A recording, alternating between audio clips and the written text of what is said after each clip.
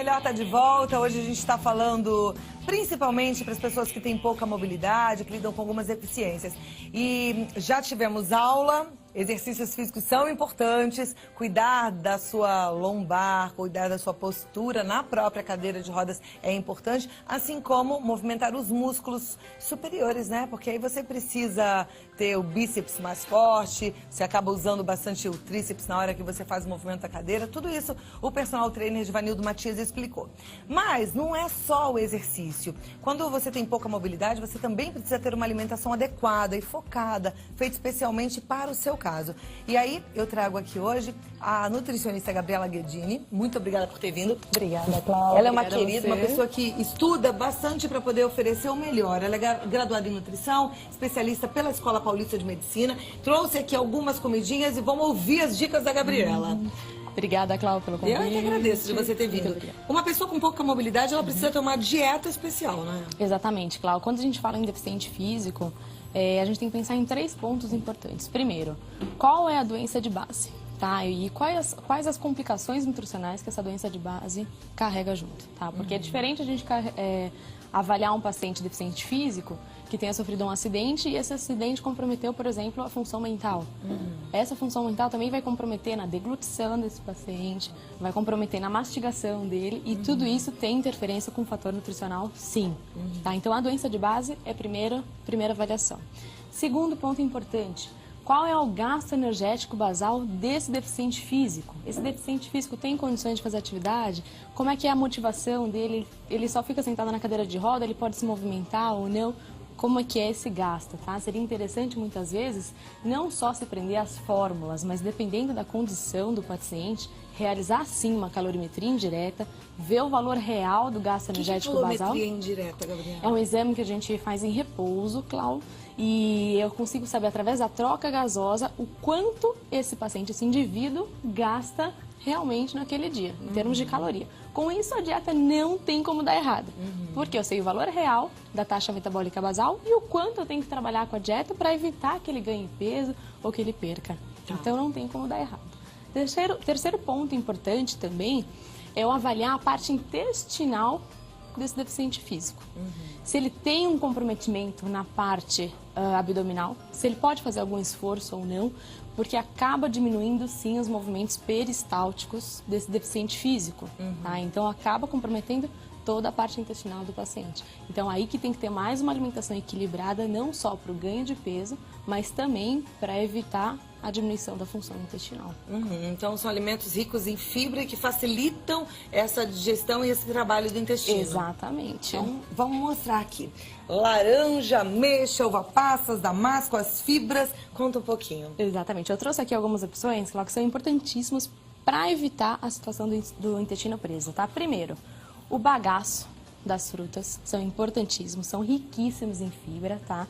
Então tem aqui a opção da laranja, consumir essa laranja com bagaço, claro, dependendo do deficiente físico, se ele tem condições ou não de mastigar esse bagaço. Tendo condição de mastigar, uma condição normal como de qualquer outro indivíduo, o ideal então é descascar a laranja e comer ela inteira. Exatamente, né? Com o bagaço. Com bagaço e tudo. Perfeito. Perfeito. E isso vale não só para quem é deficiente físico, mas às vezes você está assistindo a Vida Melhor e tem intestino preso, olha aí, dicas fantásticas também, que essas dicas são as mesmas para quem tem um problema do intestino preso, não é isso? Perfeito, isso mesmo, okay. Claro. Ameixa. Nos lanches intermediários, é importantíssimo as frutas secas. Também acrescentar nos lanchinhos, fácil de carregar, não requer tanta refrigeração, pode colocar na bolsa e carregar. Então, por exemplo, a ameixa, muito laxativa, importantíssimo no seu dia a dia, e pode consumir 3 ameixas por vez, tá? Pode fazer uma combinação de ameixa com uva passa e com damasco, são 3 frutas secas excelentes.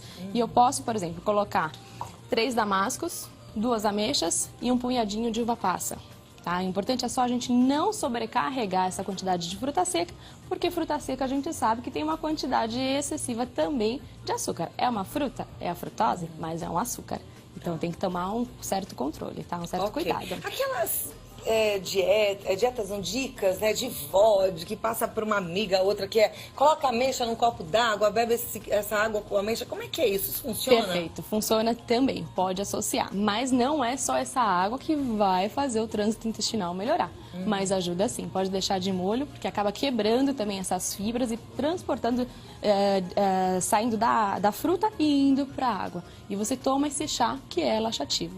Esse chá da ameixa legal. Que a gente fala, é muito bom. Chá da ameixa, deixa a ameixa seca dormindo lá no copo de água. Isso. No dia seguinte toma essa água. Exatamente, funciona também. Bom. Agora aqui, a gente tem esses grãos, né? Isso, temos a chia, né, que é uma sementinha super em moda, em alta.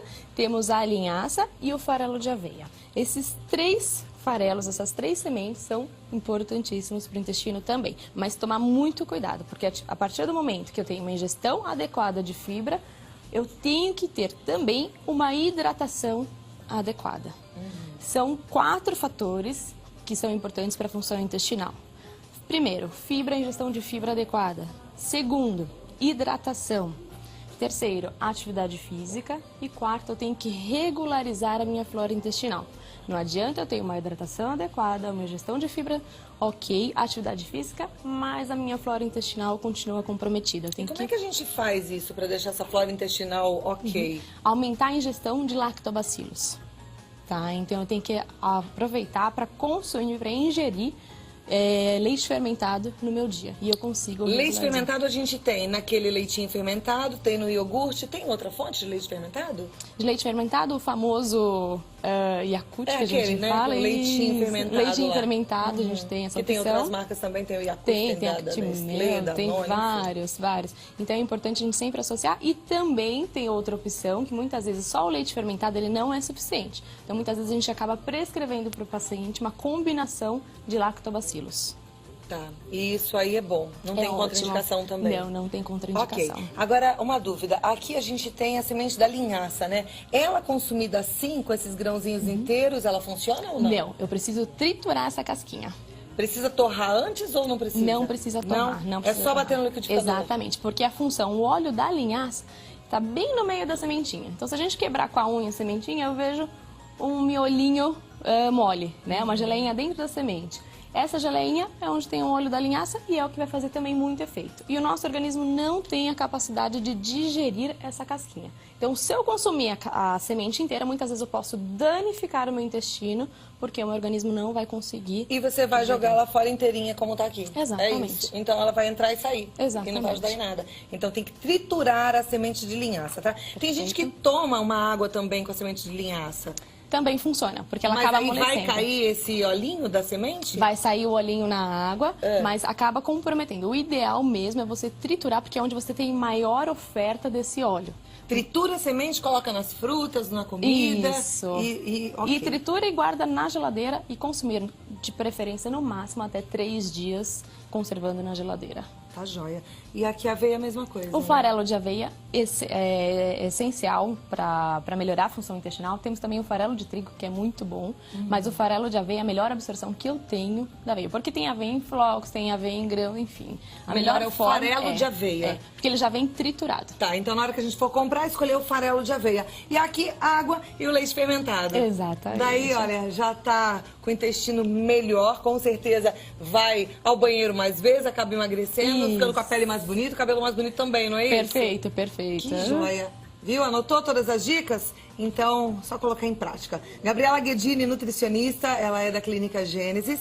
O site é www.clinicagenesis.com.br. O e-mail dela é gabigued, com GH, @gmail.com. E o telefone 0 operadora 11 50 83 49 33. Ela é uma querida. Se você quiser fazer um acompanhamento nutricional, pode marcar com ela. Obrigada. Não vai se arrepender, não. Muito obrigada. Eu que agradeço. Obrigada. Beijo naquele filho lindo. Obrigada. Que você tem uma coisinha, gente, tão bonito o filho dela. Ele fala. Tem umas crianças que deixam a gente encantada, né? É assim.